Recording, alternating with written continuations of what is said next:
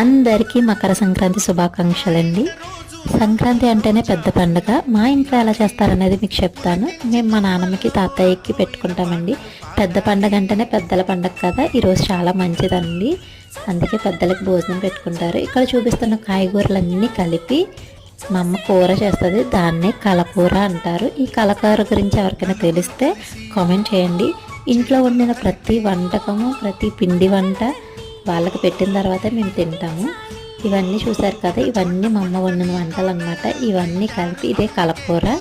Taste అయితే super ఉంటుందండి, ఏం భయపడక్కర్లేదు, చాలా బాగుంటుంది. ఇంకేస్ కలకూర కావాలనుకున్న వాళ్ళు కామెంట్ చేయండి, ఖచ్చితంగా వీడియో పోస్ట్ చేస్తాను. ఇలా దండం పెట్టేసుకున్న తర్వాత కాకికి మళ్ళీ నైవేద్యం కింద పెడతామండి. ఇలా మా అమ్మ ఇక్కడ చేస్తుంది కదా, ఇలా కాకికి పిలుస్తామన్నమాట, కాకికి పెడతాము. కాకి అయితే వచ్చి తింటుందండి, వీడియో మిస్ అయ్యింది. ఇలా ఉంటే పెద్దల